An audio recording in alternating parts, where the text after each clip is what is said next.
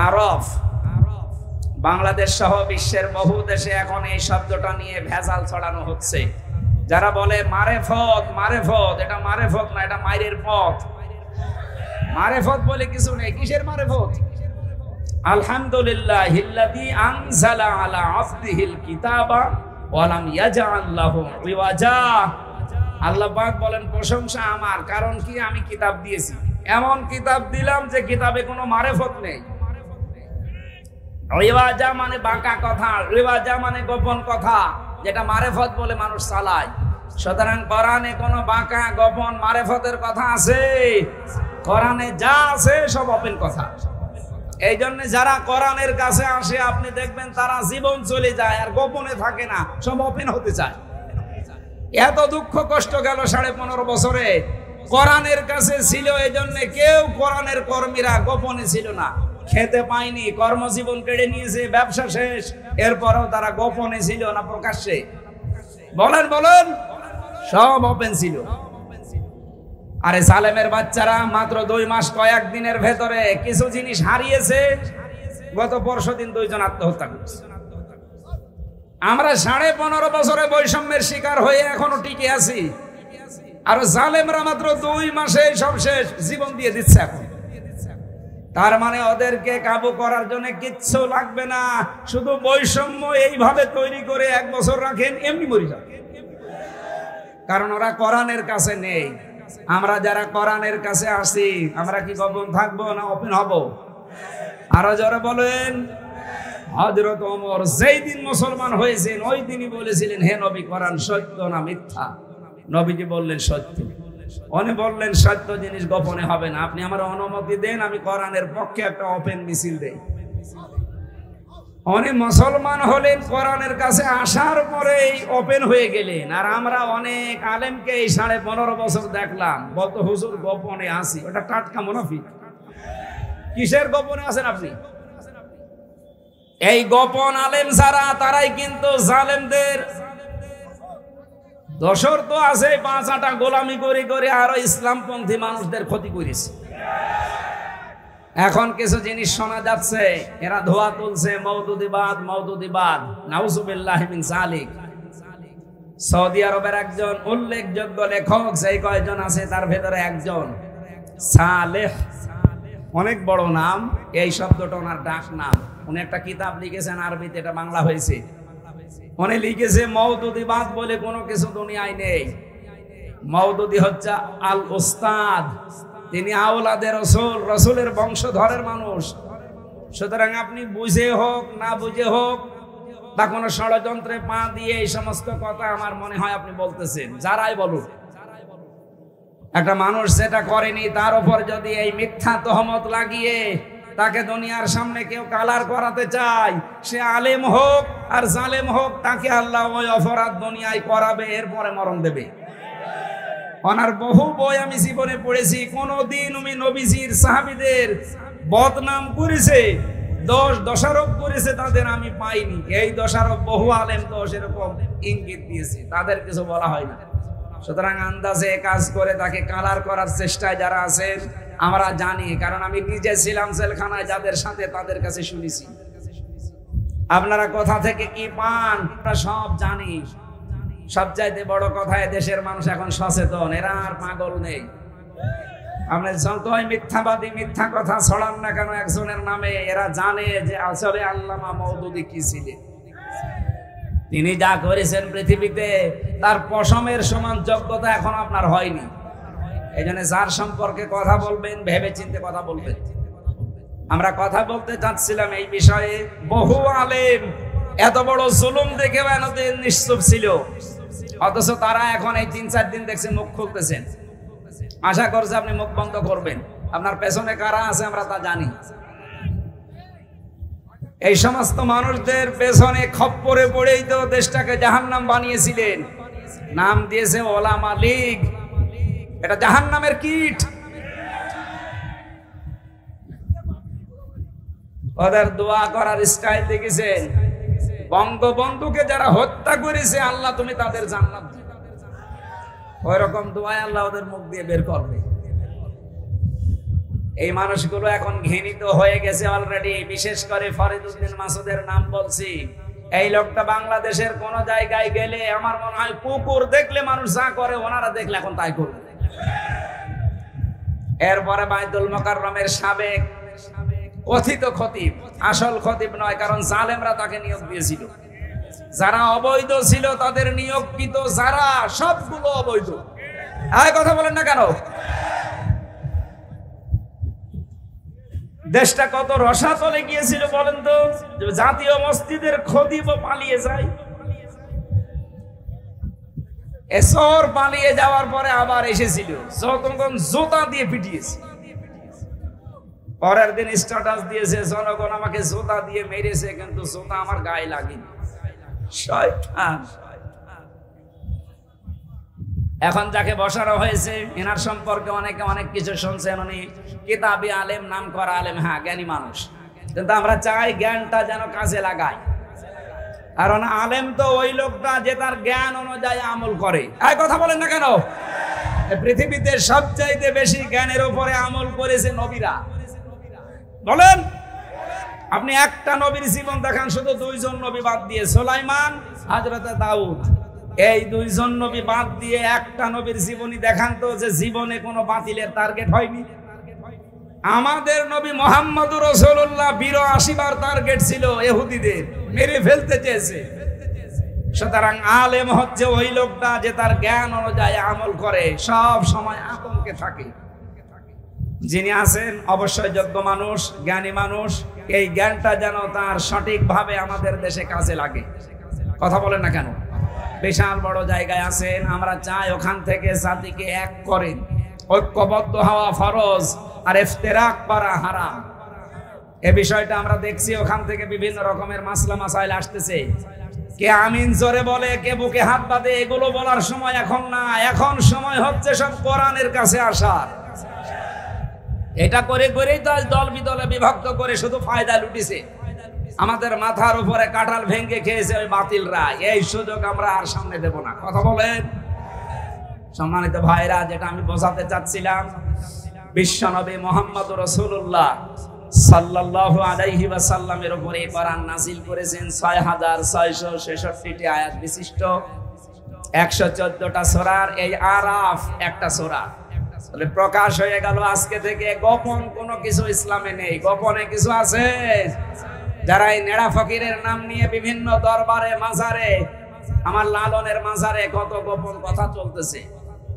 আমার দুর্ভাগ্য যে ওই জেলায় আমার জন্ম। সারা পৃথিবীর কোন জায়গা আমি পাইনি যেখানে পুলিশ গাঁজা খাওয়ায় পাহারা দিয়ে। শুধু একটা জায়গা বাংলাদেশে আছে। এই এলাকায় যারা এগুলো খেতে চান নিরাপদে খেতে পারবেন, ওখানে না আপনারা যাবেন না। ওই একেবারে মানে ভ্রান্ত জায়গা। কিসের লালন, কিসের ফকির? আপনি ওই সময়টা ব্যয় না করে কোরআনের পেছনে দেবেন, আল্লাহ আপনাকে হেদায়েত দান করবে ইনশাআল্লাহ। আরাফের দ্বিতীয় শব্দে পেয়েছি, এটা একটা প্রাচীর। কিয়ামতে আল্লাহ এরকম একটা প্রাচীর বানাবে, ওই প্রাচীরের উপরে মানুষকে দাঁড় করিয়ে রাখবে। ওদেরকে জান্নাতেও দেবে না, জাহান্নামেও দেবে না। সাহাবীরা বললেন, হে নবী, ওদেরকে জান্নাতে দেবে না, জাহান্নামে দেবে না, কারণ কি? বিশ্বনবী বলেন, এই মানুষগুলো পৃথিবীতে দিন কায়েমের জন্য আন্দোলন করেছে, একামতে দিনের জন্য, এই জন্য আল্লাহ তাদেরকে জাহান্নামে দেবে না। তাহলে এই আয়াত থেকে প্রমাণ হয়েছে, এটা সূরা সফের 10 নম্বর আয়াতে আছে, যারা এই পৃথিবীতে দিন কায়েমের জন্য চেষ্টা করে, একামতে দিন, তাদেরকে আল্লাহ আর যাই হোক জাহান্নামে দেবে না। বলেন আলহামদুলিল্লাহ। এখানে কিন্তু খেদমতে দিনের কথা নেই যে আপনি দিনের খেদমত করলে জাহান্নামে যাবেন না। না, ওরা কোরআন শরীফ পড়ে আমি এতটুকুই পেয়েছি, যারা একামতে দিনের প্রতিষ্ঠা করার জন্য যারা চেষ্টা চালাবে, তাদের আর যাই হোক জাহান্নামে আল্লাহ দেবে না। সাহাবীরা প্রশ্ন করলেন, হুজুর ওদের জাহান্নামে দিচ্ছে না, বুঝলাম, জান্নাতে দেয় না কেন? বিশ্ব নবী বলেন, ওদেরকে আল্লাহ জান্নাতে দিচ্ছে না এই কারণে ওরা দুনিয়ায় আর যাই করেছে, মা বাবার সাথে ব্যবহার ভালো করতো না। যদিও বাংলাদেশে এই সিস্টেমটা আমি পাচ্ছি না। একামতে দিনের যারা মন থেকে, কর্মে থেকে শুরু করে যারা নেতা, তাদের মার বাবা বৃদ্ধাশ্রমে আছে, আমি পাইনি। কিন্তু ওই জালেমদের বহু মা বাবা বৃদ্ধাশ্রমে, কালকে নীলফামারীর কিশোরগঞ্জ বাজারে যেখানে ছিলাম পাশেই বৃদ্ধাশ্রম, আমি নিজে ঢুকে দেখলাম কত মানুষ বসে আছে। আমি যতগুলো মানুষকে আমি দেখলাম চেহারার দিকে তাকালেই তো বোঝা যায় অধিকাংশ গুলোই সব উচ্চ শিক্ষিত বানিয়েছে, হারামি খারাপি জালেম এই মানুষগুলো রেখে এসেছে বৃদ্ধাশ্রমে মাকে। ওরা তো জাহান্নামে এমনি যাবে, আর এই মা বাবার কারণে ডবল করে যাবে।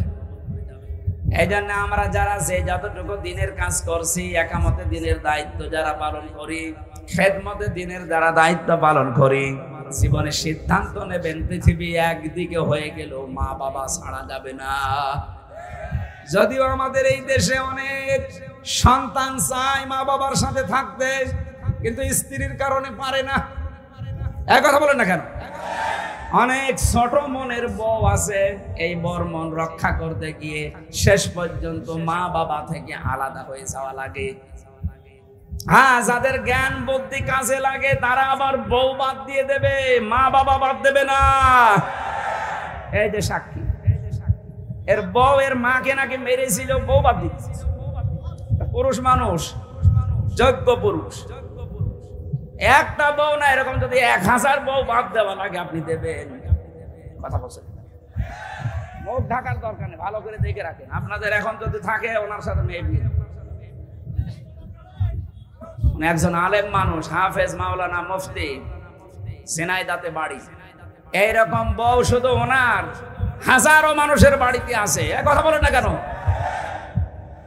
আমি নিজে জামাই, আমি নিজের মন থেকে কোরআন সামনে নিয়ে বলছি, আমি আমার শ্বশুর শাশুড়িকে যেই নজরে দেখি, বাংলার বউরা যদি আমাদের মা বাবাকে ওই নজরে দেখতো, এই দেশে কোনো ছেলে আলাদা হয়েছে। বৃদ্ধাশ্রম এটা তো মানে প্রশ্নই আসে না, বৃদ্ধাশ্রম বানানোই তো জায়েজ নেই। অথচ এখন বিভিন্ন জেলাতে থানাতে এখন এটা আরম্ভ হয়ে যাচ্ছে। যে সমস্ত সন্তানের কারণে বৃদ্ধাশ্রম তৈরি হচ্ছে, আপনি বিশ্বাস করতে পারেন আপনি জান্নাত পাবেন না। কারণ নবীর হাদিস হচ্ছে, হুমা জান্নাতুকা হুমা নারুকা, মা বাপ তোর জান্নাত, মা বাপ তোর জাহান্নাম। নবীজি কিন্তু হাদিসের শেষে এ পর্যন্ত বলার পরে আর বলেননি যে ওরা যাবে কোথায়। আপনি বলেন, ওরা জান্নাতেও যাচ্ছে না মা বাবার সাথে খারাপ আচরণ করার কারণে, তাদের খোঁজ খবর তাদের খরচ না করার কারণে। ওরা জান্নাতেও জাহান্নামেও যাচ্ছে না জিহাদ করার কারণে। এখন যাবে কোথায়? ওই জায়গায় যদি আরাফ নামক প্রাচীরে দাঁড় করিয়ে রাখে আল্লাহ, ওর চাইতেও কপাল পোড়া কেউ আছে? আমরা এরকম কপাল পোড়া হতে চাই না। মা বোন যারা এসেছেন, আমাদেরকে আপনারা সাপোর্ট দেবেন, সাহায্য করবেন, সহযোগিতা জানাবেন। দুনিয়া একদিকে হয়ে যাক, মা বাবা এটা রক্তের সম্পর্ক, এটা ঠিক রাখো। আল্লাহ এরকম বউ যেন আমাদের দান করেন, বলেন আমিন। সূরা আরাফের প্রথম শব্দে আল্লাহ আমাদেরকে আদেশ দিচ্ছেন, আল্লাযীনা ইয়াত্তাবিউনার রাসূলান নাবিয়্যাল উম্মিয়াল্লাযী ইয়াজিদুনাহু মাকতুবান ইনদাহুম ফিত তাওরাতি ওয়াল ইনজিল। ইহুদি খ্রিস্টানদের তাওরাত আর ইনজিলে লেখা ছিল যে ওই নবীকে অনুসরণ করবা যিনি উম্মি নবী। কি নবী? আমি ব্যাখ্যায় সামনে যাচ্ছি। 2 নম্বরে নবীর প্রথম পরিচয় দিয়েছেন, এমন মানুষকে তোমরা দুনিয়ায় অনুসরণ করবা যিনি প্রথমেই রাসিন ওয়ালাম, রাসূল। কি? এই জবান খুলে বলেন তো, আমাদের নবীর প্রথম পরিচয় তিনি রাসূল। তিনি কি? তিনি কি জন্ম থেকেই রাসূল? না, 40 বছরে তিনি রাসূল হয়েছিলেন। যেটা পাওয়ার পরে তিনি রাসূল বলে স্বীকৃতি পেলেন তার নাম কোরআন। এটা পাওয়ার আগ পর্যন্ত তিনি পুরা আরব জাহানে রাসূল নবী কেউ বলতো তারে কি বলতো?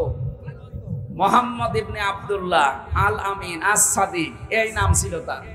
সুতরাং উনি নাম পেয়েছেন 40 বছর বয়সে, প্রথম নাম যে তিনি নবী, তিনি রাসূল। এখান থেকে শিক্ষা কি? বাংলাদেশে আজ অনেকেই বলে আমরা নবীওয়ালা কাজ করছি। না, আপনার নবীওয়ালা কাজ হচ্ছে না, আপনার হচ্ছে মুহাম্মদ ইবনে আব্দুল্লাহর কাজ। নবীওয়ালা কাজ তো ওইটা যখন রিসালাতের ঘোষণা আপনি কোরআন হাতে দিয়ে দেবেন, ইয়া আইয়ুহার রাসূল বাল্লিগ মা উনজিলা ইলাইকা মির রাব্বিক। হে রাসূল, এতদিন আপনাকে আমি রাসূল বলে ডাক দেইনি, আজকে দিলাম। কারণ আপনাকে আমি যেটা দিলাম এটা আপনি প্রচার করেন, তাবলীগ করেন। এই আয়াত থেকে প্রমাণ পাওয়া যায় তাবলীগ করা লাগবে মা বাবার না কোরআনের? আরো জোরে বলেন। আপনি তাকান এবার বিশ্বের দিকে, যারা কোরআনের তাবলীগ করে তাদের বাধা আছে না নেই? কেন আছে? আল্লাহ বলেন ইল্লাম তাফআল ফামা বাল্লাগতা রিসালাতা। এই কোরআন যদি আপনি তাবলীগ না করেন, প্রচার না করেন, রিসালাতের দায়িত্ব যেন আপনি পালন করেননি। আল্লাহু ইয়াসিমুকা মিনান নাস। আমি জানি এই রাস্তায় থাকলে আপনার বিপদ আসবে, মুসিবত আসবে, চক্রান্ত ষড়যন্ত্র আপনার বিরুদ্ধে হবে। ইয়াসিমু এটা মোজারে, বর্তমান ভবিষ্যৎ, প্রেজেন্ট ফিউচার। কা মানে শুধু আপনি একা না, যদিও কা দিয়ে মুহাম্মদ রাসূলুল্লাহ উদ্দেশ্য, তাফসিরে ফি জিলালিল কোরআনে আছে কা দিয়ে কিয়ামত পর্যন্ত নবীর উম্মতেরা শামিল। জোরে বলেন আল্লাহু আকবার। যাদের এই বিশ্বাস আছে এই দেশে সমস্ত ক্ষমতার উৎস জনগণ, এক্ষুনি আপনি তাওবা করে পাল্টাবেন। এদেশে বাংলাদেশ জামাত ইসলামী যে বিশ্বাসে বিশ্বাসী, ক্ষমতার উৎস জনগণ নয়, ক্ষমতার উৎস আল্লাহ। এই বিশ্বাস যদি কারো না থাকে, ও মারা গেলে নির্ঘাত জাহান্নামে। আকাদিমনা ইলা মা আমিলু মিন আমালিন ফাজআলনাহু হাবাআম মানসুরা। কিয়ামতে যখন আপনি আমলনামা আল্লাহকে দেবেন, ওর ভেতরে যদি কোনো শিরিক থাকে, ধলি কণার মতো মানুষের মুখের উপরে আল্লাহ নিক্ষেপ করবে। বলেন নাউজুবিল্লাহ। এই জন্য আমরা এই শিরিকটা এই দেশ থেকে দূর করতে চাই। আপনি রাজনৈতিক দল আলাদা করেন, আমি নিষেধ করছি না, কিন্তু এই বিষয়টা ৯৬% মুসলমানের দেশে থাকা ঠিক না। আমরা এদেশে ৯৬% মুসলমান দাবি করার পরও যদি মুশরিক হয়ে মারা যাওয়া লাগে, আমার মনে হয় এরকম মুসলমান না থাকাই ভালো। অন্য ধর্মের হিন্দু যারা, খ্রিস্টান যারা, তারা আমাদের কাছে এসে তাদের ধর্মীয় সব পাল্টিয়ে মুসলমান হচ্ছে, তার মানে তাদের জীবনের সবচাইতে বড় কথা বলতে চায় লা ইলাহা ইল্লাল্লাহ আল্লাহু আকবার। অথচ অনেক মুসলমান এই শব্দটা এখনো বিশ্বাস করে না। আল্লাহ যে সবচাইতে বড়, সবার উপরে, এ কথা আমাদের বিশ্বাসে আছে। শহীদ প্রেসিডেন্ট জিয়াউর রহমান উনি এটা লাগিয়েছিলেন, সব কিছুর মূলে থাকবে আল্লাহ। কিন্তু কিছু বেঈমান, নাস্তিক, মুরতাদ, এদেরকে দেশদ্রোহী বলা লাগবে। এই মানুষগুলো এই শব্দটা তুলে দিয়েছিল। যেই বিষয়গুলো বাংলাদেশের বিভিন্ন জায়গা থেকে তুলে দেওয়া হয়েছে, ওই বিষয়গুলো আবার পুনরায় ওখানে প্রতিস্থাপন করা হোক। বিশেষ করে ইন্নাদ-দীন ইনদাল্লাহিল ইসলাম, বাংলাদেশের বিভিন্ন বিশ্ববিদ্যালয়ের মনোগ্রামে এটা লেখা ছিল। কথা বলে না কেন? ইকরা বিইসমি রাব্বিকাল্লাযী খালাক। এই ছেলে কি আর এই কথা শোনা যাচ্ছে না? চিল্লান কেন? ক্যামেরা করা না। শেষ করার পর এখানে দাঁড়িয়ে থাকবো, যা ভালো লাগে সবকিছু দেখি। বলবো কি দেখবেন আমার? হ্যাঁ, আমি কি দেখার মতো কিছু দেখবেন? ওই সার্কাস দেবেন, মাঝে মাঝে নিয়ে আসবেন, ওনাদের দেখবেন। আমার কাছ থেকে কথা শোনেন ভাই, আপনারা মূল্যবান কথা আশা করছি শুনে ফেলেছেন আলেমদের মুখে। আমরা দেরি করে ফেলেছি, রাস্তা বলে চলে গিয়েছিলাম। এমনিতেই বাস্তবতা এটা, আমরাও পারছি না, আপনারাও ছাড়ছেন না। আল্লাহু আকবার, সেরকম হয়ে গেছে। আমার শরীরে কোলাই না। জালেমদের এই জেলখানায় ৩টা বছর বন্দি রেখে ওরা যা করেছে, আমার তো বেঁচে থাকারই কথা না। তারপরও এখন সুস্থ হতে, স্বাভাবিক হতে সময় লাগবে। ডাক্তাররা বলছে আপনি ঘুমান। ঘুমাবো কখন? প্রতিদিন ৩টা ৪টা ঘুম হবে। কোথায় কুষ্টিয়া, কোথায় লালমনিরহাট, আসতেই লাগে একদিন। এই জন্য স্বাভাবিক হতে আমার একটু সময় লাগছে। আপনাদের মতো ভালো মানুষদেরকে নিয়ে দোয়া করছি মুসাফির অবস্থায়, আল্লাহ যেন আগের অবস্থায়, স্বাভাবিক অবস্থায় আমার আগে ফিরিয়ে দেন। বলেন আমিন। আমরা কথা বলছিলাম ইজতিবা শব্দ নিয়ে। আল্লাহ বলেন আমি নির্বাচিত করি নির্বাচনের মাধ্যমে। লক্ষ নবীদের উম্মতেরা এই নবীর উম্মত হওয়ার জন্য আকাঙ্ক্ষা পেশ করেছিল, আশা জানিয়েছিল আল্লাহর কাছে। আল্লাহ পাক নির্বাচিত করেছেন শুধু আমাদেরকে। একজন নবীকে আল্লাহ তার আকাঙ্ক্ষা কবুল করেছেন, হযরত ঈসা আলাইহিস সালাম। তাছাড়া বহু নবী চেষ্টা চালিয়েছে। হযরতে মুসা তিনি বলেছিলেন, আল্লাহ নবী বানিয়েছো, খুশি আছে। নবী না বানিয়ে যদি মুহাম্মদুর রাসূলুল্লাহর উম্মত বানাতে, তাও খুশি থাকতাম। কিন্তু আল্লাহ পাক তার আরজি গ্রহণ করেন নাই। অথচ বিনা দরখাস্তে, বিনা চাওয়ায় আল্লাহ আমাদেরকে নির্বাচিত করে করে আমাদেরকে নির্বাচনের মাধ্যমে বাছাই করে নিয়েছেন তার দ্বীনের জন্য, উম্মতি মুহাম্মদী হওয়ার জন্য। আমি এখান থেকে যে মাসলাটা বললাম, পৃথিবীর প্রত্যেকটা জিনিস যদি আমরা নির্বাচিত করতে চাই, বাছাই করতে চাই, নির্বাচন লাগে। কি লাগে? অনেকে শব্দটাকে কুফরি বলে, যে এটা আব্রাহাম লিঙ্কনের কুফরি। আরে ভাই, আপনি নির্বাচিত করবেন কি করে? যে সিস্টেম অন্তত যেটা এখন আছে, এইটার মাধ্যমে ইসলামকে তার জায়গা মতো পৌঁছিয়ে দেওয়ার চেষ্টা চালান। এখন যদি বলেন এই সিস্টেম তো ওই সময় ছিল না, ওই সময় অনেক কিছু ছিল না যেটা এখন মানা লাগছে। নবীজি যতদিন মক্কায় ছিলেন 13টা বছর দাওয়াতি কাজ তিনি করেছিলেন। কথা বলেন না কেন? কিন্তু কোনদিন কাবা শরীফের দিকে মানে মুখ করে নামাজ পড়তে গেলে জুলুম, অত্যাচার, নির্যাতন হতো না? হতো না? তারপরেও নামাজ বাদ দিয়েছেন। বলেন না কেন? নামাজ পড়েননি কি নিয়ে? কাবা ঘরের ভেতরে ওই সময় 360টা মূর্তি ছিল। মূর্তি সামনে নিয়ে নামাজ হয়? কেন নামাজ পড়লেন? কারণ ওই সময়ে মূর্তি ফেলে দেওয়া সম্ভব ছিল না তার দ্বারা। তার সেই শক্তি, সামর্থ্য কিচ্ছু নেই। মানে নিজে আছে কণ্ঠাসা অবস্থায়। অথচ মদিনায় যাওয়ার পরে এই নবী যখন রাষ্ট্র গঠন করলেন, প্রেসিডেন্ট হয়ে গেলেন, মক্কা বিজয় করার পরে নিজে মূর্তিগুলো ভেঙ্গে ভেঙ্গে বলেছিলেন, অকুল জাল হাক্কু ওয়া যাহাকাল বাতিল ইন্নাল বাতিলা কানা যাহুকা। কি বুঝলেন এখান থেকে? যে ক্ষমতা যদি আসে, যে সমস্ত বিষয়গুলো সামনে নিয়ে এতদিন নামাজ পড়তে বাধ্য হয়েছিলাম, ওই বিষয়গুলো তখন নিজের হাতেই নামানো সম্ভব হবে।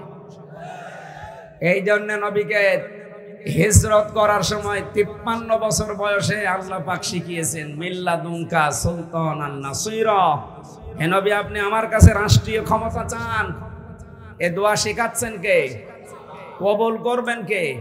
তার মানে আমি যদি আপনাকে কোনো কিছু শিখিয়ে দেই, ওটা আমার নিজের কথা, অবশ্যই ওটা আমার কাছে বললে ওটা আমার কাছে ভালো লাগবে।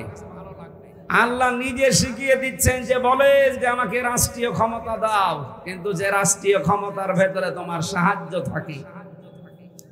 আর আল্লাহর সাহায্য পাইতে হলে আমরা দুইটা বিষয় জানি, পূরণ করা লাগে। ওয়ালাউ আন্না আহলাল কুরআ আমানু ওয়াত্তাকু লাফাতাহনা আলাইহিম বারাকাতিম মিনাস সামাই ওয়াল আরদ।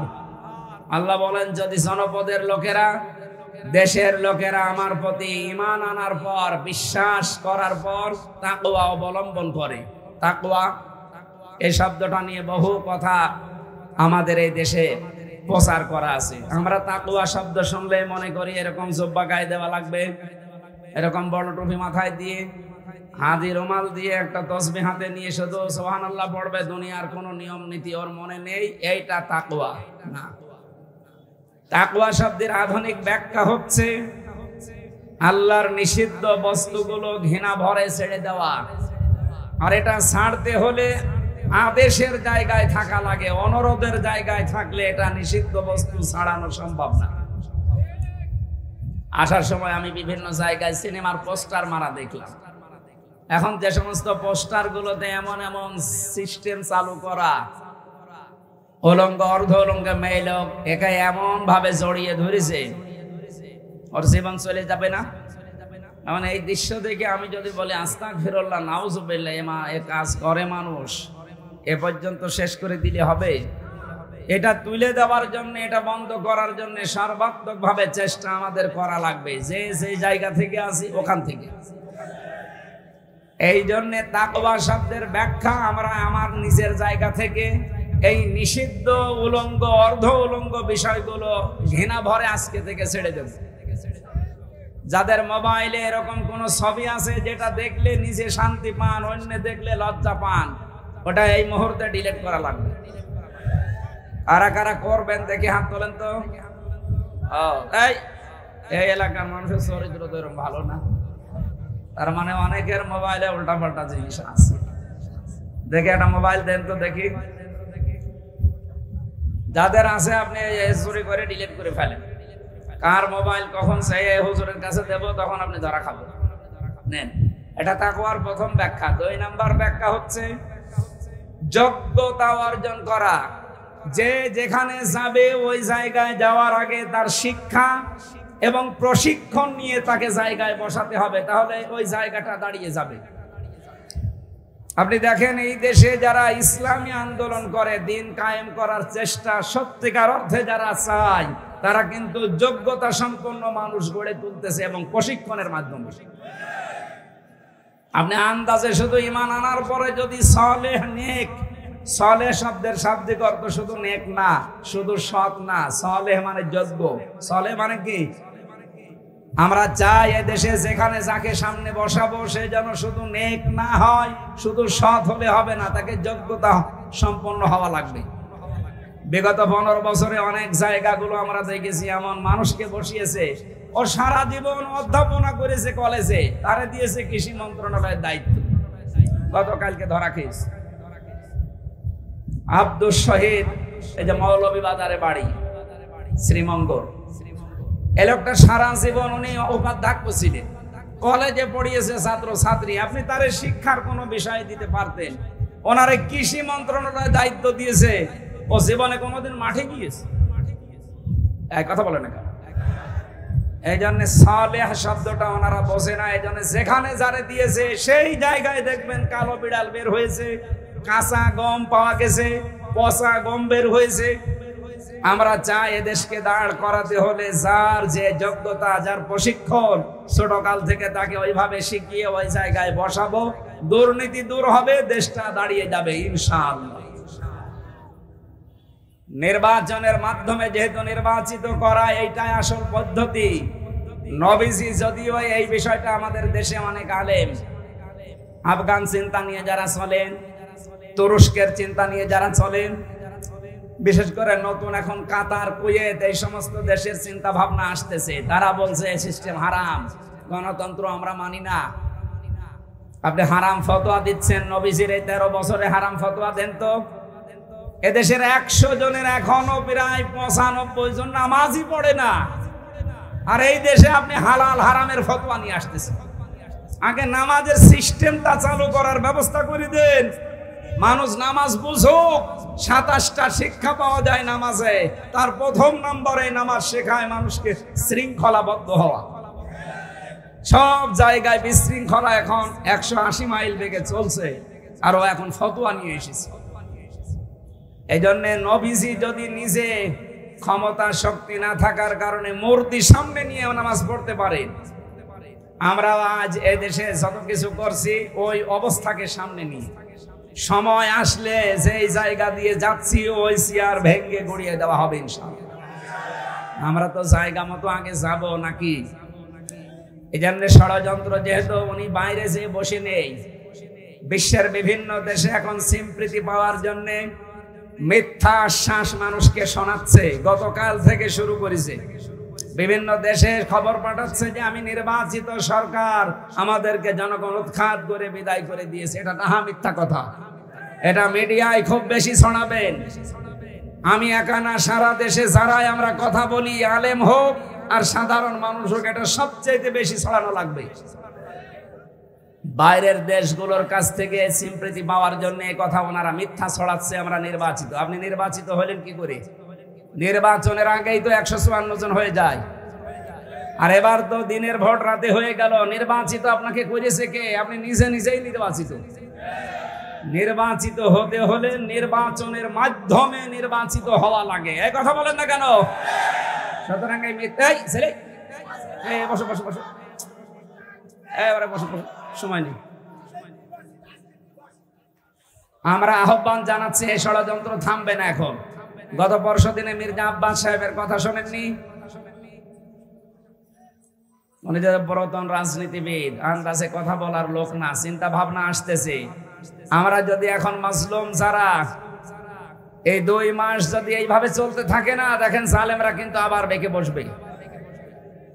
যারা দায়িত্বে আছেন আপনাদেরকে খুব ভালোভাবে বলছি, দেশের জনগণ নিয়ে সম্মানজনক একটা সময় নিয়ে খুব তাড়াতাড়ি নির্বাচনের মাধ্যমে নির্বাচিত সরকারের হাতে দেশটা তুলে দিন, তাহলে ওদের ষড়যন্ত্র সব মাঠে মারা যাবে।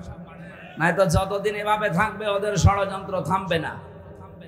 আমরা আশা করছি আমাদেরকে আল্লাহ নির্বাচিত করেছেন, আর এই ময়দানে আসার জন্য আমরা নির্বাচিত। সবাই এখানে আসতে পেরেছে। আমাদেরকে যারা যিনি আনলেন নির্বাচিত করে বাছাই করে, বলেন আলহামদুলিল্লাহ। দরুদ আর সালাম পড়ছি নবী মুহাম্মদুর রাসূলুল্লাহ সাল্লাল্লাহু আলাইহি ওয়াসাল্লামের প্রতি। আমার তেলাওয়াতকৃত আয়াত আপনারা দেখেছেন, সূরা আরাফের 157 নম্বর আয়াতের প্রথম অংশ পড়েছি। এখানে 13টা বিষয় আলোচনা করা আছে। আমরা নির্ধারিত সময়ে শেষ করে দেব। কয়টায় আযান হবে? কয়টায়? হ্যাঁ, আযানই বলতে পারেন না, কি করেন? কি করেন? 35-এ। ঠিক আছে, আমরা ঠিক সময় শেষ করে দিচ্ছি। এখানে শেষ করে নামাজ দরকার হয় পড়ে বাড়ি যাবে। শয়তান আমার মনে হয় আশপাশে না থাকলেও দূরে বসে আছে, ওদের দূরেও না থাকে। বলেন আউযু বিল্লাহি মিনাল মাইকে। এখনই গলা বসে যাচ্ছে।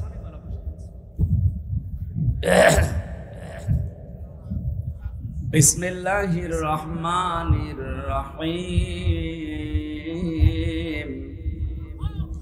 আল্লাযীনা ইয়াত্তাবিউনার রাসূলান নাবিয়্যাল উম্মিয়াল্লাযী ইয়াজিদুনাহু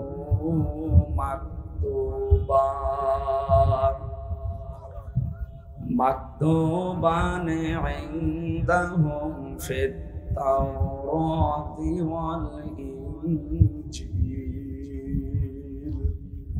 সাদাকাল্লাহুল আযীম। তাফসীর করার জন্য যে প্রথমে 5-6টা বিষয় বলা লাগে, যারা আগে ছিল ওরা হয়তো বলেছে। নামকরণ কি, সূরা কেন নামকরণ করা হয়েছে, ঐতিহাসিক প্রেক্ষাপট কি, শানে নজুল কি, বাস্তব শিক্ষা কি, এরকম বিষয়গুলো আগে বলা লাগে। আমাদের সময় নেই, সব বাদ দিয়ে দিন। শুধু নামকরণটা শিক্ষা আছে কয়েকটা, 5টা শিক্ষা আছে। আমি একটা বলছি। আরব, বাংলাদেশ সহ বিশ্বের বহু দেশে এখন এই শব্দটা নিয়ে ভেজাল ছড়ানো হচ্ছে। যারা বলে মারেফত, মারেফত, এটা মারেফত না, এটা মাইরের পথ। মারেফত বলে কিছু নেই। কিসের মারেফত? আলহামদুলিল্লাহিল্লাযী আনজালা আলা আবদিহিল কিতাবা ওয়া লাম ইয়াজআল লাহু ইওয়াজা। আল্লাহ পাক বলেন প্রশংসা আমার, কারণ কি আমি কিতাব দিয়েছি, এমন কিতাব দিলাম যে কিতাবে কোনো মারেফত নেই। ইওয়াজা মানে বাঁকা কথা, ইওয়াজা মানে গোপন কথা, যেটা মারেফত বলে মানুষ চালায়। সুতরাং কোরআনে কোনো বাঁকা গোপন মারেফতের কথা আছে? কোরআনে যা আছে সব ওপেন কথা। এই জন্য যারা কোরআনের কাছে আসে আপনি দেখবেন তারা জীবন চলে যায়, আর গোপনে থাকে না, সব ওপেন হতে চায়। এত দুঃখ কষ্ট গেল 15.5 বছরে। কোরআনের কাছে ছিল, এই জন্য কেউ কোরআনের কর্মীরা গোপনে ছিল না, খেতে পায়নি, কর্মজীবন কেড়ে নিয়েছে, ব্যবসা শেষ। এরপরেও তারা গোপনে ছিল না প্রকাশ্যে? বলেন বলেন, সব ওপেন ছিল। আরে জালেমের বাচ্চারা মাত্র 2 মাস কয়েক দিনের ভেতরে কিছু জিনিস হারিয়েছে। গত পরশুদিন 2 জন আত্মহত্যা করেছে। আমরা 15.5 বছরে বৈষম্যের শিকার হয়ে এখনো টিকে আছি, আর জালেমরা মাত্র 2 মাসে সব শেষ, জীবন দিয়ে দিচ্ছে এখন। তার মানে ওদেরকে কাবু করার জন্য কিচ্ছু লাগবে না, শুধু বৈষম্য এইভাবে তৈরি করে 1 বছর রাখেন, এমনি মরে যাবে। কারণ ওরা কোরআনের কাছে নেই। আমরা যারা কোরআনের কাছে আসি, আমরা কি গোপন থাকবো না ওপেন হব? আরো যারা বলেন, হযরত ওমর যেই দিন মুসলমান হয়েছেন ওই দিনই বলেছিলেন, হে নবী, কোরআন সত্য না মিথ্যা? নবীজি বললেন সত্য। উনি বললেন সত্য জিনিস গোপনে হবে না, আপনি আমার অনুমতি দেন, আমি কোরআনের পক্ষে একটা ওপেন মিছিল দেই। উনি মুসলমান হলেন, কোরআনের কাছে আসার পরেই ওপেন হয়ে গেলেন। আর আমরা অনেক আলেমকে এই 15.5 বছর দেখলাম বলতো হুজুর গোপনে আসি। ওটা টাটকা মুনাফিক। কিসের গোপনে আছেন আপনি? এই গোপন আলেম যারা, তারাই কিন্তু জালেমদের দোসর। তো আছে 5-8টা গোলামি করে করে আরো ইসলামপন্থী মানুষদের ক্ষতি করেছে। এখন কিছু জিনিস শোনা যাচ্ছে, এরা ধোয়া তুলছে মওদুদিবাদ মওদুদিবাদ, নাউজুবিল্লাহি মিন যালিক। সৌদি আরবের একজন উল্লেখযোগ্য লেখক, সেই কয়জন আছে তার ভেতরে একজন সালেহ, অনেক বড় নাম, এই শব্দটা ওনার ডাক নাম। উনি একটা কিতাব লিখেছেন আরবিতে, এটা বাংলা হয়েছে। উনি লিখেছে মওদুদিবাদ বলে কোনো কিছু দুনিয়ায় নেই। মওদুদি হচ্ছে আল উস্তাদ, তিনি আওলাদে রসুল, রসুলের বংশধরের মানুষ। সুতরাং আপনি বুঝে হোক না বুঝে হোক বা কোনো ষড়যন্ত্রে পা দিয়ে এই সমস্ত কথা আমার মনে হয় আপনি বলতেছেন, যারাই বলুক। একটা মানুষ যেটা করেনি তার উপর যদি এই মিথ্যা তহমত লাগিয়ে তাকে দুনিয়ার সামনে কেউ কালার করাতে চায়, সে আলেম হোক আর জালেম হোক, তাকে আল্লাহ ওই অপরাধ দুনিয়ায় করাবে, এরপরে মরণ দেবে। ওনার বহু বই আমি জীবনে পড়েছি, কোনদিন উনি নবীজির সাহাবীদের বদনাম করেছে, দোষারোপ করেছে তাদের আমি পাইনি। এই দোষারোপ বহু আলেম তো সেরকম ইঙ্গিত দিয়েছে, তাদের কিছু বলা হয় না। সুতরাং আন্দাজে কাজ করে তাকে কালার করার চেষ্টায় যারা আছেন আমরা জানি, কারণ আমি নিজে ছিলাম জেলখানায়, যাদের সাথে তাদের কাছে শুনেছি। আপনারা কোথা থেকে কি পান আমরা সব জানি। সবচাইতে বড় কথা, দেশের মানুষ এখন সচেতন, এরা আর পাগল নেই। আপনি যতই মিথ্যাবাদী মিথ্যা কথা ছড়ান না কেন একজনের নামে, এরা জানে যে আসলে আল্লামা মওদুদি কি ছিলেন। তিনি যা করেছেন পৃথিবীতে তার পশমের সমান যোগ্যতা এখন আপনার হয়নি। এই জন্য যার সম্পর্কে কথা বলবেন ভেবে চিন্তে কথা বলবেন। আমরা কথা বলতে চাচ্ছিলাম এই বিষয়ে, বহু আলেম এত বড় জুলুম দেখে এতদিন নিশ্চুপ ছিল, অথচ তারা এখন এই 3-4 দিন দেখছে মুখ খুলতেছেন। আশা করছে আপনি মুখ বন্ধ করবেন। আপনার পেছনে কারা আছে আমরা তা জানি। এই সমস্ত মানুষদের পেছনে খপ্পরে পড়েই তো দেশটাকে জাহান্নাম বানিয়েছিলেন। নাম দিয়েছে ওলামা লীগ, এটা জাহান্নামের কীট। ওদের দোয়া করার স্টাইল দেখেছেন, বঙ্গবন্ধুকে যারা হত্যা করেছে আল্লাহ তুমি তাদের জান্নাত দিও, ওই রকম দোয়ায় আল্লাহ ওদের মুখ দিয়ে বের করবে। এই মানুষগুলো এখন ঘৃণিত হয়ে গেছে অলরেডি। বিশেষ করে ফরিদউদ্দিন মাসুদের নাম বলছি, এই লোকটা বাংলাদেশের কোন জায়গায় গেলে আমার মনে হয় কুকুর দেখলে মানুষ যা করে ওনারা দেখলে এখন তাই করবে। এরপরে বাইতুল মোকাররমের সাবেক কথিত খতিব, আসল খতিব নয়, কারণ জালেমরা তাকে নিয়োগ দিয়েছিল। যারা অবৈধ ছিল তাদের নিয়োগকৃত যারা, সবগুলো অবৈধ। আর কথা বলেন না কেন? দেশটা কত রসাতলে গিয়েছিল বলেন তো, জাতীয় মসজিদের খতিবও পালিয়ে যায়। এসর পালিয়ে যাওয়ার পরে আবার এসেছিল, যতক্ষণ জোতা দিয়ে পিটিয়েছে। পরের দিন স্ট্যাটাস দিয়েছে, জনগণ আমাকে জোতা দিয়ে মেরেছে কিন্তু জোতা আমার গায়ে লাগেনি। শয়তান। এখন যাকে বসানো হয়েছে এনার সম্পর্কে অনেকে অনেক কিছু শুনছেন। উনি কিতাবি আলেম, নাম করা আলেম, হ্যাঁ জ্ঞানী মানুষ, কিন্তু আমরা চাই জ্ঞানটা যেন কাজে লাগায়। কারণ আলেম তো ওই লোকটা যে তার জ্ঞান অনুযায়ী আমল করে। এই কথা বলেন না কেন? পৃথিবীতে সবচাইতে বেশি জ্ঞানের উপরে আমল করেছে নবীরা। বলেন, আপনি একটা নবীর জীবন দেখান, শুধু 2 জন নবী বাদ দিয়ে, সুলাইমান, হযরতে দাউদ, এই 2 জন নবী বাদ দিয়ে একটা নবীর জীবনী দেখান তো যে জীবনে কোনো বাতিলের টার্গেট হয়নি। আমাদের নবী মুহাম্মদুর রাসূলুল্লাহ 82 বার টার্গেট ছিল ইহুদিদের, মেরে ফেলতে চেয়েছে। সুতরাং আলেম হচ্ছে ওই লোকটা যে তার জ্ঞান অনুযায়ী আমল করে, সব সময় আতঙ্কে থাকে। যিনি আছেন অবশ্যই যোগ্য মানুষ, জ্ঞানী মানুষ, এই জ্ঞানটা যেন তার সঠিকভাবে আমাদের দেশে কাজে লাগে। কথা বলেন না কেন? বিশাল বড় জায়গায় আছেন, আমরা চাই ওখান থেকে জাতিকে এক করেন। ঐক্যবদ্ধ হওয়া ফরজ আর ইফতিরাক করা হারাম। এই বিষয়টা আমরা দেখছি, ওখান থেকে বিভিন্ন রকমের মাসলা মাসাইল আসতেছে। কে আমিন জোরে বলে, কে বুকে হাত বাঁধে, এগুলো বলার সময় এখন না। এখন সময় হচ্ছে সব কোরআনের কাছে আসার। এটা করে করেই তো আজ দল বিদলে বিভক্ত করে শুধু ফায়দা লুটিছে। আমাদের মাথার উপরে কাঁঠাল ভেঙে খেয়েছে ওই বাতিলরা। এই সুযোগ আমরা আর সামনে দেব না। কথা বলেন। সম্মানিত ভাইরা, যেটা আমি বোঝাতে চাচ্ছিলাম, বিশ্বনবী মুহাম্মদ রাসূলুল্লাহ সাল্লাল্লাহু আলাইহি ওয়াসাল্লামের উপরে কোরআন নাযিল করেছেন 6666টি আয়াত বিশিষ্ট 114টা সূরার এই আরাফ একটা সূরা।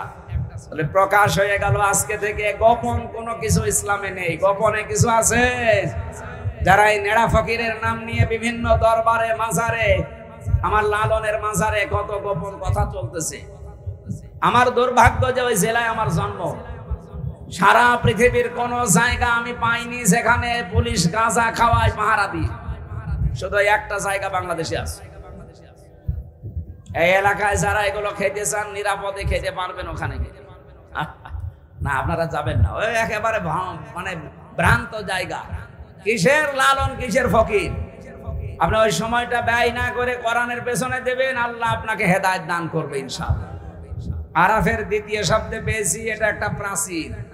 কিয়ামতে আল্লাহ এরকম একটা প্রাচীর বানাবেন, ওই প্রাচীরের উপরে মানুষকে দাঁড় করিয়ে রাখবে। ওদেরকে জান্নাতেও দেবে না, জাহান্নামেও দেবে না। সাহাবীরা বললেন, হে নবী, ওদেরকে জান্নাতে দেবে না, জাহান্নামে দেবে না, কারণ কি? বিশ্বনবী বলেন, এই মানুষগুলো পৃথিবীতে দিন কায়েমের জন্য আন্দোলন করেছে, একামতে দিনের জন্য, এই জন্য আল্লাহ তাদেরকে জাহান্নামে দেবে না।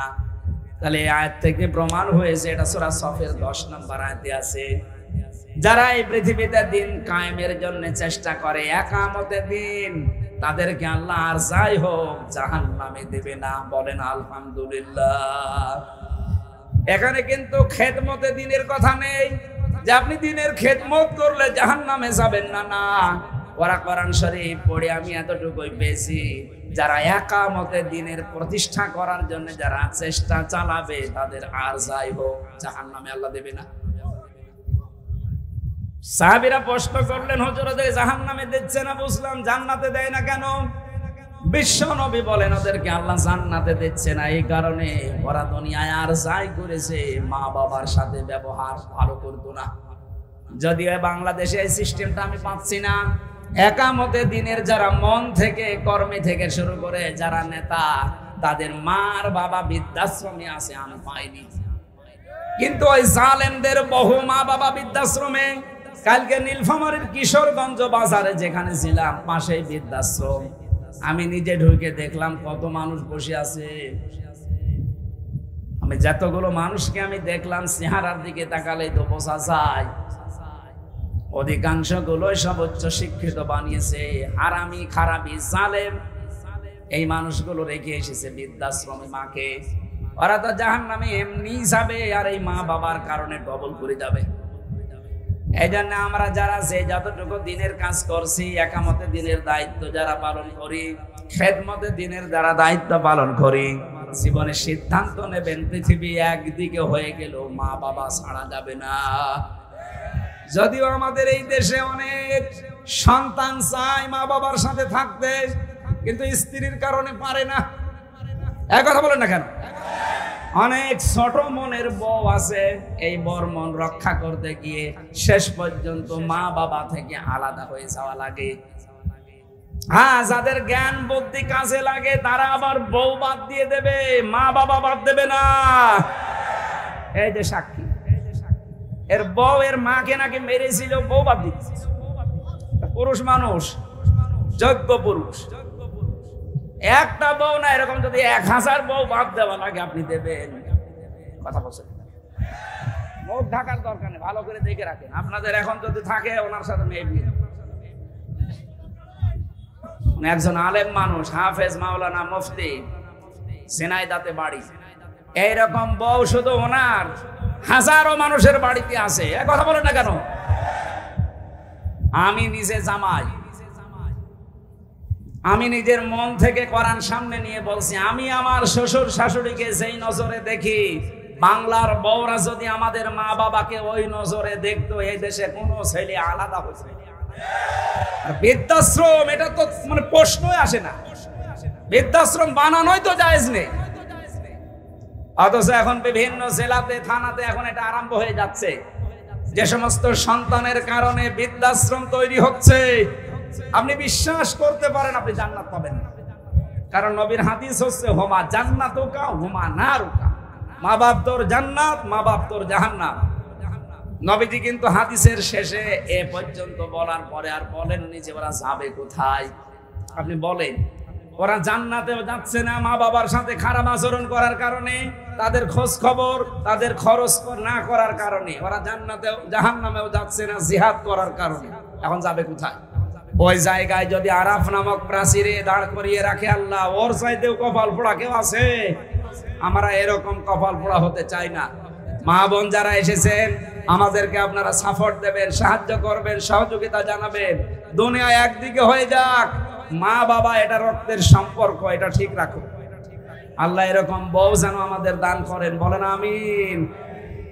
সূরা আরাফের প্রথম শব্দে আল্লাহ আমাদেরকে আদেশ দিচ্ছেন, আল্লাযীনা ইয়াত্তাবিউনার রাসূলান নাবিয়্যাল উম্মিয়াল্লাযী ইয়াজিদুনাহু মাকতুবান ইনদাহুম ফিত তাওরাতি ওয়াল ইনজিল।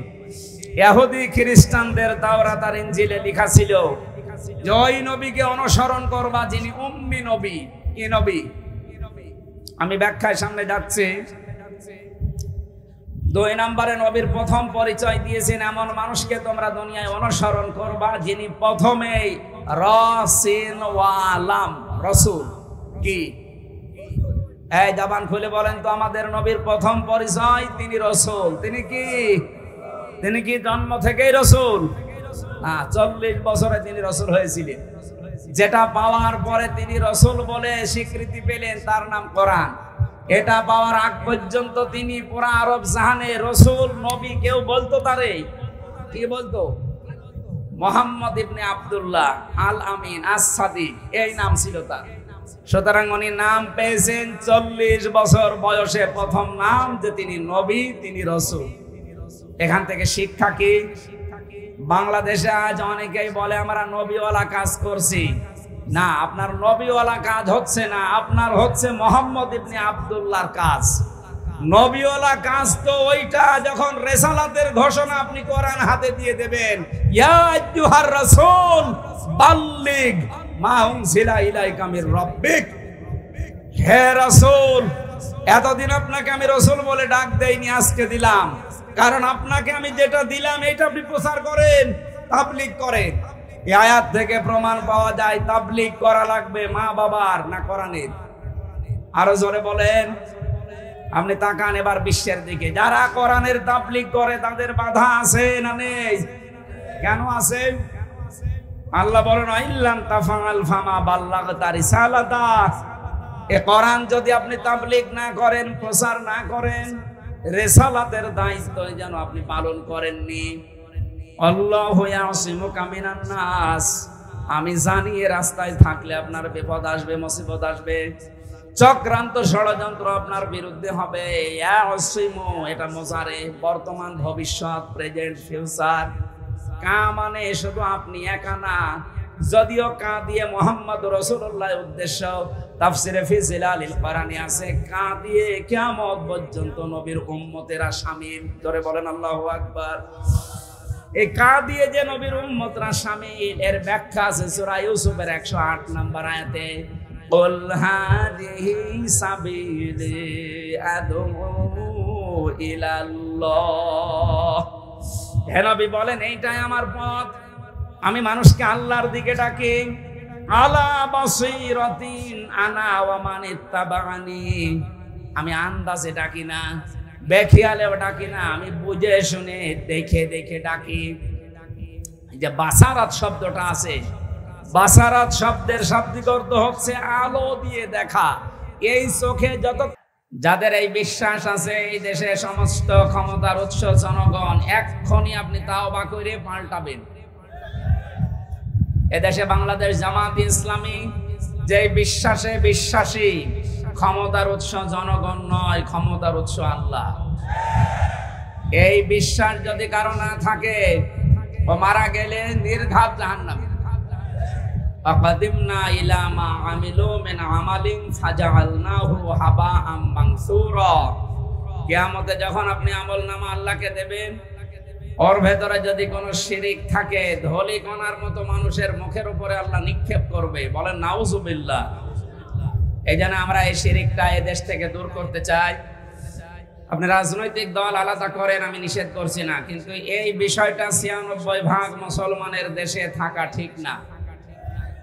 আমরা এদেশে ৯৬% মুসলমান দাবি করার পরও যদি মুশরিক হয়ে মারা যাওয়া লাগে, আমার মনে হয় এরকম মুসলমান না থাকাই ভালো। অন্য ধর্মের হিন্দু যারা, খ্রিস্টান যারা, তারা আমাদের কাছে এসে তাদের ধর্মীয় সব পাল্টিয়ে মুসলমান হচ্ছে, তার মানে তাদের জীবনের সবচাইতে বড় কথা বলতে চায় লা ইলাহা ইল্লাল্লাহ আল্লাহু আকবার। অথচ অনেক মুসলমান এই শব্দটা এখনো বিশ্বাস করে না। আল্লাহ যে সবচাইতে বড়, সবার উপরে, এ কথা আমাদের বিশ্বাসে আছে। শহীদ প্রেসিডেন্ট জিয়াউর রহমান উনি এটা লাগিয়েছিলেন, সব কিছুর মূলে থাকবে আল্লাহ। কিন্তু কিছু বেঈমান, নাস্তিক, মুরতাদ, এদেরকে দেশদ্রোহী বলা লাগবে। এই মানুষগুলো এই শব্দটা তুলে দিয়েছিল। যেই বিষয়গুলো বাংলাদেশের বিভিন্ন জায়গা থেকে তুলে দেওয়া হয়েছে, ওই বিষয়গুলো আবার পুনরায় ওখানে প্রতিস্থাপন করা হোক। বিশেষ করে ইন্নাদ-দীন ইনদাল্লাহিল ইসলাম, বাংলাদেশের বিভিন্ন বিশ্ববিদ্যালয়ের মনোগ্রামে এটা লেখা ছিল। কথা বলে না কেন? ইকরা বিইসমি রাব্বিকাল্লাযী খালাক। এই ছেলে, কি আর এই কথা শোনা যাচ্ছে না? চিল্লান কেন? ক্যামেরা করা না। শেষ করার পর এখানে দাঁড়িয়ে থাকবো, যা ভালো লাগে সবকিছু দেখি বলবো। কি দেখবেন আমার? হ্যাঁ, আমি কি দেখার মতো কিছু দেখবেন? ওই সার্কাস দেবেন, মাঝে মাঝে নিয়ে আসবেন, ওনাদের দেখবেন। আমার কাছ থেকে কথা শোনেন ভাই, আপনারা মূল্যবান কথা আশা করছি শুনে ফেলেছেন আলেমদের মুখে। আমরা দেরি করে ফেলেছি, রাস্তা বলে চলে গিয়েছি। এমনিতেই বাস্তবতা এটা, আমরাও পারছি না, আপনারাও ছাড়ছেন না। আল্লাহু আকবার, সেরকম হয়ে গেছে। আমার শরীরে কোলাই না। জালেমদের এই জেলখানায় 3টা বছর বন্দি রেখে ওরা যা করেছে, আমার তো বেঁচে থাকারই কথা না। তারপরও এখন সুস্থ হতে, স্বাভাবিক হতে সময় লাগবে। ডাক্তাররা বলছে আপনি ঘুমান। ঘুমাবো কখন? প্রতিদিন 3টা-4টা ঘুম হবে। কোথায় কুষ্টিয়া, কোথায় লালমনিরহাট, আসতেই লাগে একদিন। এই জন্য স্বাভাবিক হতে আমার একটু সময় লাগছে। আপনাদের মতো ভালো মানুষদেরকে নিয়ে দোয়া করছি মুসাফির অবস্থায়, আল্লাহ যেন আগের অবস্থায়, স্বাভাবিক অবস্থায় আমার আগে ফিরিয়ে দেন। বলেন আমিন। আমরা কথা বলছিলাম ইজতিবা শব্দ নিয়ে। আল্লাহ বলেন আমি নির্বাচিত করি নির্বাচনের মাধ্যমে। লক্ষ নবীদের উম্মতেরা এই নবীর উম্মত হওয়ার জন্য আকাঙ্ক্ষা পেশ করেছিল, আশা জানিয়েছিল আল্লাহর কাছে। আল্লাহ পাক নির্বাচিত করেছেন শুধু আমাদেরকে। একজন নবীকে আল্লাহ তার আকাঙ্ক্ষা কবুল করেছেন, হযরত ঈসা আলাইহিস সালাম। তাছাড়া বহু নবী চেষ্টা চালিয়েছে। হযরত মুসা, তিনি বলেছিলেন আল্লাহ নবী বানিয়েছো, খুশি আছে। নবী না বানিয়ে যদি মুহাম্মদুর রাসূলুল্লাহর উম্মত বানাতে, তাও খুশি থাকতাম। কিন্তু আল্লাহ পাক তার আরজি গ্রহণ করেন নাই। অথচ বিনা দরখাস্তে, বিনা চাওয়ায় আল্লাহ আমাদেরকে নির্বাচিত করে আমাদেরকে নির্বাচনের মাধ্যমে বাছাই করে নিয়েছেন তার দ্বীনের জন্য, উম্মতি মুহাম্মদী হওয়ার জন্য। আমি এখান থেকে যে মাসলাটা বললাম, পৃথিবীর প্রত্যেকটা জিনিস যদি আমরা নির্বাচিত করতে চাই, বাছাই করতে চাই, নির্বাচন লাগে। কি লাগে?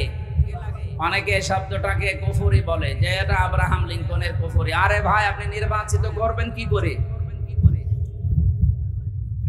যে সিস্টেম অন্তত যেটা এখন আছে, এইটার মাধ্যমে ইসলামকে তার জায়গা মতো পৌঁছিয়ে দেওয়ার চেষ্টা চালান। এখন যদি বলেন এই সিস্টেম তো ওই সময় ছিল না, ওই সময় অনেক কিছু ছিল না যেটা এখন মানা লাগছে। নবীজি যতদিন মক্কায় ছিলেন 13টা বছর দাওয়াতি কাজ তিনি করেছিলেন। কথা বলেন না কেন? কিন্তু কোনদিন কাবা শরীফের দিকে মানে মুখ করে নামাজ পড়তে গেলে জুলুম, অত্যাচার, নির্যাতন হতো না। তারপরেও নামাজ বাদ দিয়েছেন। বলেন না কেন? নামাজ পড়েননি কি নিয়ে? কাবা ঘরের ভেতরে ওই সময় 360টা মূর্তি ছিল। মূর্তি সামনে নিয়ে নামাজ হয়? কেন নামাজ পড়লেন? কারণ ওই সময়ে মূর্তি ফেলে দেওয়া সম্ভব ছিল না তার দ্বারা। তার সেই শক্তি, সামর্থ্য কিচ্ছু নেই। উনি নিজে আছে কণ্ঠাসা অবস্থায়। অথচ মদিনায় যাওয়ার পরে এই নবী যখন রাষ্ট্র গঠন করলেন, প্রেসিডেন্ট হয়ে গেলেন, মক্কা বিজয় করার পরে নিজে মূর্তিগুলো ভেঙ্গে ভেঙ্গে বলেছিলেন অকুল জাল হাক্কু ওয়া যাহাকাল বাতিল ইন্নাল বাতিলা কানা যাহুকা। কি বুঝলেন এখান থেকে? যে ক্ষমতা যদি আসে, যে সমস্ত বিষয়গুলো সামনে নিয়ে এতদিন নামাজ পড়তে বাধ্য হয়েছিলাম, ওই বিষয়গুলো তখন নিজের হাতেই নামানো সম্ভব হবে। এই জন্য নবীকে হিজরত করার সময় 53 বছর বয়সে আল্লাহ পাক শিখিয়েছেন মিল্লাদুনকা সুলতানান নাসিরা। হে নবী, আপনি আমার কাছে রাষ্ট্রীয় ক্ষমতা চান, এ দোয়া শেখাচ্ছেন কে? কবুল করবেন কে? তার মানে আমি যদি আপনাকে কোনো কিছু শিখিয়ে দেই, ওটা আমার নিজের কথা, অবশ্যই ওটা আমার কাছে বললে ওটা আমার কাছে ভালো লাগবে। আল্লাহ নিজে শিখিয়ে দিচ্ছেন যে বলেন যে আমাকে রাষ্ট্রীয় ক্ষমতা দাও, কিন্তু যে রাষ্ট্রীয় ক্ষমতার ভেতরে তোমার সাহায্য থাকে। আর আল্লাহর সাহায্য পাইতে হলে আমরা দুইটা বিষয় জানি, পূরণ করা লাগে। ওয়ালাউ আন্না আহলাল কুরআ আমানু ওয়াত্তাকু লাফাতাহনা আলাইহিম বারাকাতিম মিনাস সামাই ওয়াল আরদ। আল্লাহ বলেন, যদি জনপদের লোকেরা, দেশের লোকেরা আমার প্রতি ঈমান আনার পর, বিশ্বাস করার পর তাকওয়া অবলম্বন করে। তাকওয়া এই শব্দটা নিয়ে বহু কথা আমাদের এই দেশে প্রচার করা আছে। আমরা তাকওয়া শব্দ শুনলে মনে করি এরকম জুব্বা গায়ে দেওয়া লাগবে, এরকম বড় টুপি মাথায় দিয়ে, হাদি রুমাল দিয়ে, একটা তসবিহ হাতে নিয়ে শুধু সুবহানাল্লাহ পড়বে, দুনিয়ার কোনো নিয়ম নীতি ওর মনে নেই, এইটা তাকওয়া না। তাকওয়া শব্দের আধুনিক ব্যাখ্যা হচ্ছে আল্লাহর নিষিদ্ধ বস্তুগুলো ঘৃণা ভরে ছেড়ে দেওয়া। আর এটা ছাড়তে হলে আদেশের জায়গায় থাকা লাগে, অনুরোধের জায়গায় থাকলে এটা নিষিদ্ধ বস্তু ছাড়ানো সম্ভব না। আসার সময় আমি বিভিন্ন জায়গায় সিনেমার পোস্টার মারা দেখলাম। এখন যে সমস্ত পোস্টার গুলোতে এমন এমন সিস্টেম চালু করা, উলঙ্গ অর্ধ উলঙ্গ মেয়ে লোক একে এমন ভাবে জড়িয়ে ধরেছে, ওর জীবন চলে যাবে না। এমন এই দৃশ্য দেখে আমি যদি বলি আস্তাগফিরুল্লাহ নাউজুবিল্লাহ, এ কাজ করে মানুষ, এ পর্যন্ত শেষ করে দিলে হবে? এটা তুলে দেওয়ার জন্য, এটা বন্ধ করার জন্য সর্বাত্মক ভাবে চেষ্টা আমাদের করা লাগবে, যে যে জায়গা থেকে আসি ওখান থেকে। এই জন্য তাকওয়া শব্দের ব্যাখ্যা আমরা আমার নিজের জায়গা থেকে এই নিষিদ্ধ উলঙ্গ অর্ধ উলঙ্গ বিষয়গুলো ঘৃণা ভরে আজকে থেকে ছেড়ে দেব। যাদের মোবাইলে এরকম কোন ছবি আছে যেটা দেখলে নিজে শান্তি পান, অন্য দেখলে লজ্জা পান, ওটা এই মুহূর্তে ডিলিট করা লাগবে। কারা কারা করবেন দেখি হাত তোলেন তো। এই এলাকার মানুষের চরিত্র তো এরকম ভালো না, তার মানে অনেকের মোবাইলে উল্টা পাল্টা জিনিস আছে। দেখে একটা মোবাইল দেন তো দেখি। যাদের আছে আপনি চুরি করে ডিলিট করে ফেলেন। কার মোবাইল কখন সেই হুজুরের কাছে দেব, তখন আপনি ধরা খাবেন। নেন, এটা তাকওয়ার প্রথম ব্যাখ্যা। 2 নাম্বার ব্যাখ্যা হচ্ছে যোগ্যতা অর্জন করা। যে যেখানে যাবে ওই জায়গায় যাওয়ার আগে তার শিক্ষা এবং প্রশিক্ষণ নিয়ে তাকে জায়গায় বসাতে হবে, তাহলে ওই জায়গাটা দাঁড়িয়ে যাবে। আপনি দেখেন এই দেশে যারা ইসলামী আন্দোলন করে, দিন কায়েম করার চেষ্টা, সত্যিকার অর্থে যারা চায়, তারা কিন্তু যোগ্যতা সম্পন্ন মানুষ গড়ে তুলতেছে এবং প্রশিক্ষণের মাধ্যমে। আপনি আন্দাজে শুধু ঈমান আনার পরে যদি সালেহ নেক, সালেহ শব্দের শাব্দিক অর্থ শুধু নেক না, শুধু সৎ না, সালেহ মানে যোগ্য। সালেহ মানে কি? আমরা চাই এদেশে যেখানে যাকে সামনে বসাবো সে যেন শুধু নেক না হয়, শুধু সৎ হলে হবে না, তাকে যোগ্যতা সম্পন্ন হওয়া লাগবে। বিগত 15 বছরে অনেক জায়গাগুলো আমরা দেখেছি এমন মানুষকে বসিয়েছে, ও সারা জীবন অধ্যাপনা করেছে কলেজে, তারে দিয়েছে কৃষি মন্ত্রণালয়ের দায়িত্ব। গতকালকে ধরা খেয়েছে আব্দুল শহীদ, এই যে মৌলভী বাজারে বাড়ি, শ্রীমঙ্গল। এই লোকটা সারা জীবন উনি উপাধ্যক্ষ ছিলেন, কলেজে পড়িয়েছে ছাত্র ছাত্রী। আপনি তার শিক্ষার কোনো বিষয় দিতে পারতেন। ওনারে কৃষি মন্ত্রণালয় দায়িত্ব দিয়েছে, ও জীবনে কোনোদিন মাঠে গিয়েছে? এক কথা বলে না। এই জন্য সালেহ শব্দটা ওনারা বোঝে না। এই জন্য যেখানে যারে দিয়েছে সেই জায়গায় দেখবেন কালো বিড়াল বের হয়েছে, কাঁচা গম পাওয়া গেছে, পচা গম বের হয়েছে। আমরা চাই এদেশকে দাঁড় করাতে হলে যার যে যোগ্যতা, যার প্রশিক্ষণ, ছোটকাল থেকে তাকে ওইভাবে শিখিয়ে ওই জায়গায় বসাবো। দুর্নীতি দূর হবে, দেশটা দাঁড়িয়ে যাবে ইনশাআল্লাহ।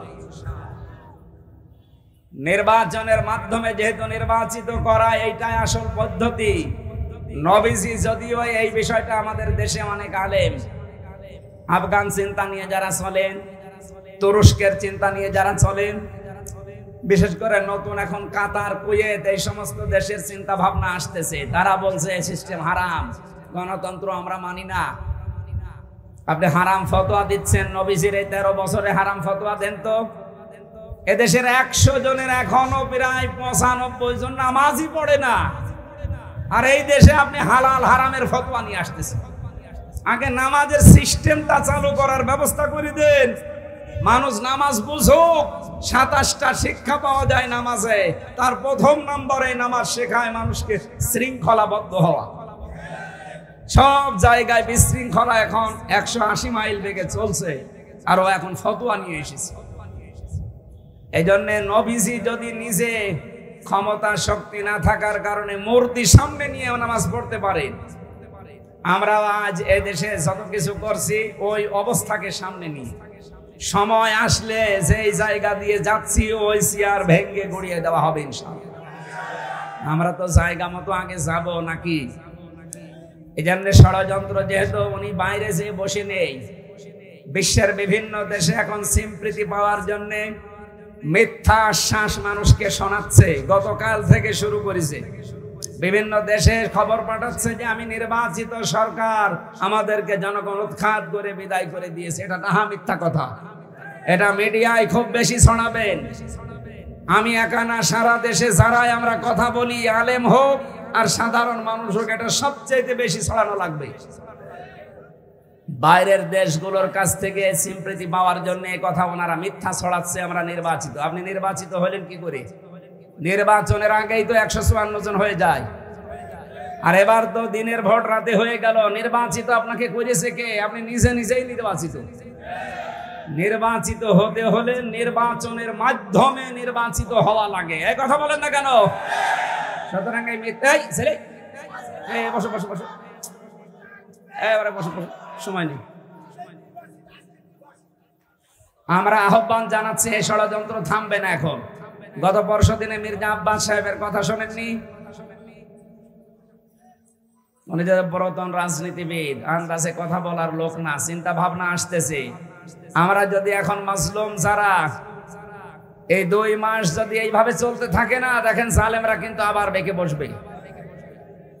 যারা দায়িত্বে আছেন আপনাদেরকে খুব ভালোভাবে বলছি, দেশের জনগণ নিয়ে সম্মানজনক একটা সময় নিয়ে খুব তাড়াতাড়ি নির্বাচনের মাধ্যমে নির্বাচিত সরকারের হাতে দেশটা তুলে দিন, তাহলে ওদের ষড়যন্ত্র সব মাঠে মারা যাবে।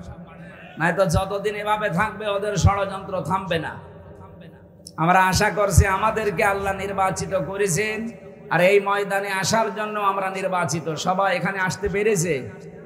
আমাদেরকে যারা যিনি আনলেন নির্বাচিত করে, বাছাই করে, বলেন আলহামদুলিল্লাহ।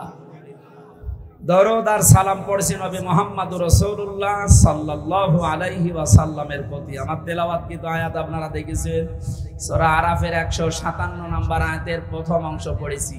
এখানে 13টা বিষয় আলোচনা করা আছে। আমরা নির্ধারিত সময়ে শেষ করে দেব। কয়টায় আজান হবে? কয়টায়? হ্যাঁ,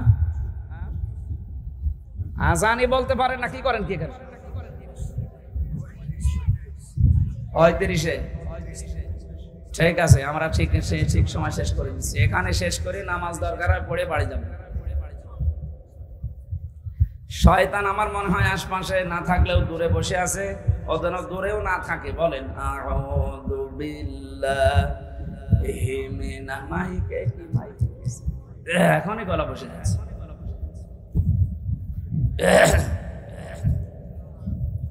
বিসমিল্লাহির রহমানির রহিম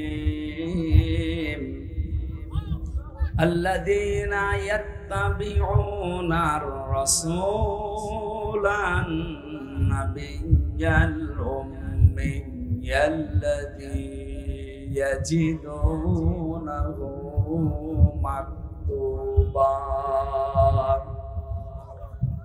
مكتوبا عندهم في التوراة والإنجيل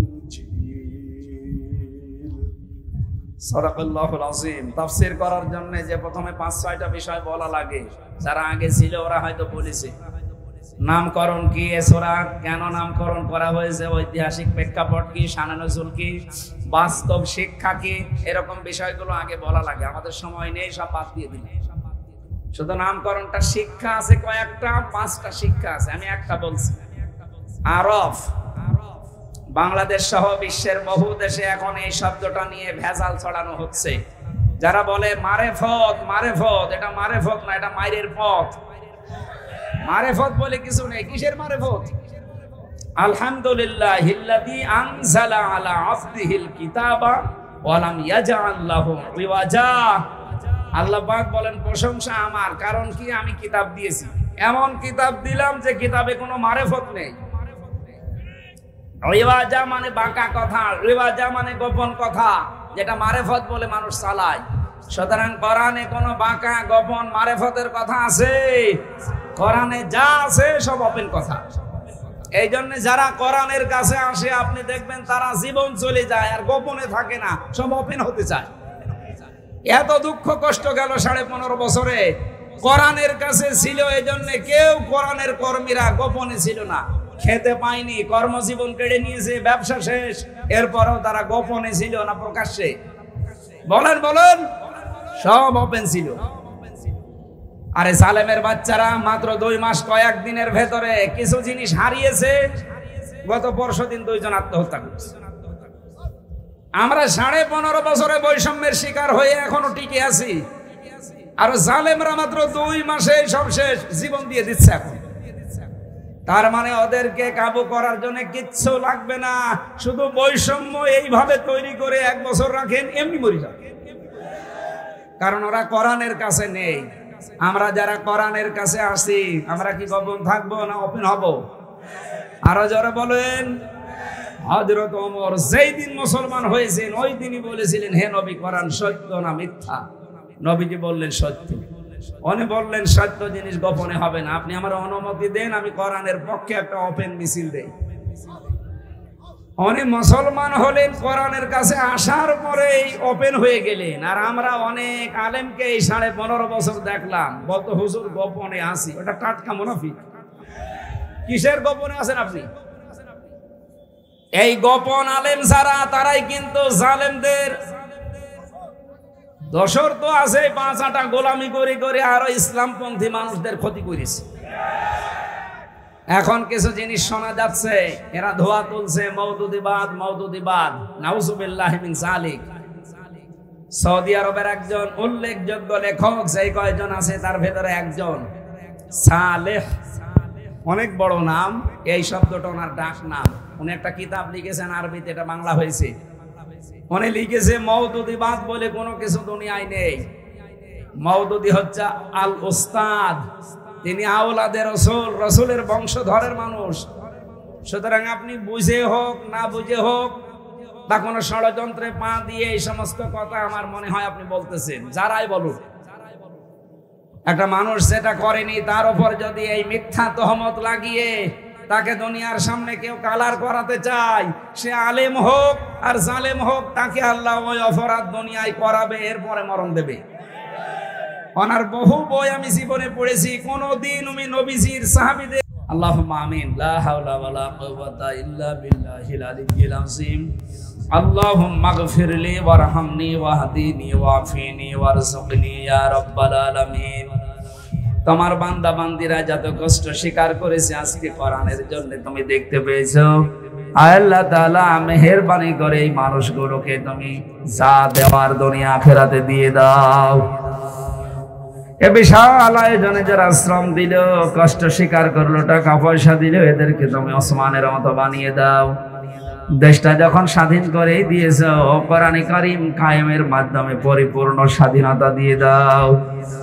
আল্লাহ তাআলা আগামীতে এই অনুষ্ঠানটা কোরআনের জন্য আরো বড় করে কবুল করে নাও। আমরা এই বিশ্বাস নিয়ে হাত তুলছি, হাত নামাচ্ছি। অনেকেই দোয়া চেয়েছে, মাহফিলের সভাপতি সহ যারা আমাকে বলেছে, আল্লাহ তোমার কুদরতের খাতায় লেখা আছে, তুমি মেহেরবানি করে তাদের যার যা কামনা বাসনা কবুল করে নাও। নিয়াজ আহমেদ রেজা ভাই দোয়া চেয়েছে, তাকে শেফায়ে কামেলা আজেলা নসিব করো। আমি সহ অনেকে অসুস্থ আছি, আল্লাহ তাআলা মেহেরবানি করে তোমার পক্ষ থেকে শেফা দাও। মা বোনরা যে কষ্ট স্বীকার করেছে আজকে, আল্লাহ তুমি তাদের পরিবারে শান্তি দান করো। বারাকাল্লাহু লানা ওয়া লাকুম ফিল কোরআনিল আযীম। লা ইলাহা ইল্লাল্লাহু মুহাম্মাদুর রাসূলুল্লাহ।